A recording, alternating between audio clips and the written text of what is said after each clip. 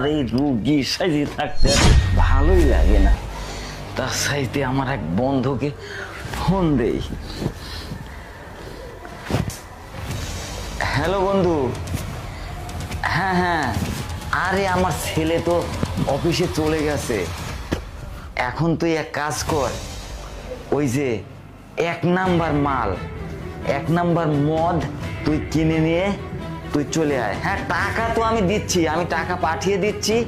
ওই টাকা দিয়ে 1 বোতল 1 নাম্বার মাল কিনে নিয়ে ওই রেস্টুরেন্টে পিছনে দেখা কর। আমরা ওই জায়গায় খাবো আর অনেক মাস্তি করব, বুঝতে পারলি?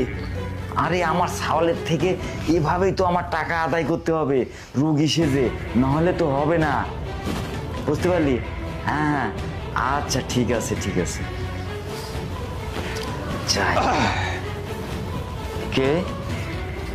আমি ডাক্তার সজীব। আরে ডাক্তার, আমার তো কোনো রোগ বালাই কিছুই নাই। কিন্তু স্যার আপনার ছেলে নয়ন যে আমাকে আপনার কাছে পাঠাইছে।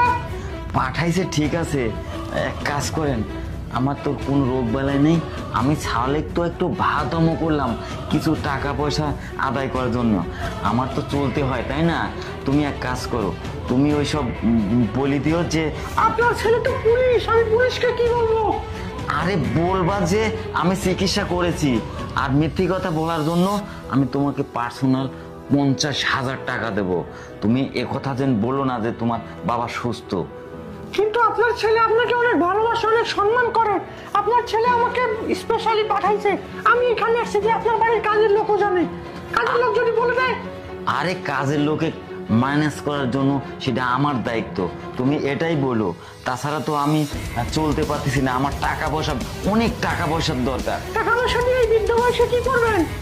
আরে তুমি বুঝো না, আমার এখন টাকা পয়সা লাগে, একটু মদ পান করি, একটু নেশা টেশা করি, তো ওই তার জন্য আমার ফাঁকি দিয়ে কিছু টাকা পয়সা। কিন্তু এই বয়সে এইসব জিনিস খাওয়া আপনার স্বাস্থ্যের পক্ষে ক্ষতি, আপনার ক্ষতি হবে।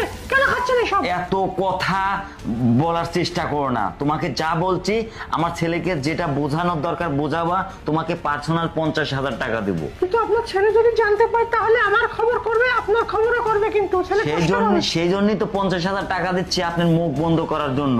স্যার দেখুন না, আমি আর এইসবের মধ্যে থাকতে পারবো না। আর আপনার সাথে থেকে থেকে আমি স্যারকে অনেক মিথ্যা কথা বলছি। আপনি তো সুস্থ আছেন, শুধু শুধু এইসব নাটক করার কি আছে? আর তাছাড়া স্যার যদি এইসব জানতে পারে আমাকে কিন্তু এই বাড়ি থেকে একদম বের করে দিবে। তখন আমি কি করবো, কোথায় যাবো, কি করে খাবো?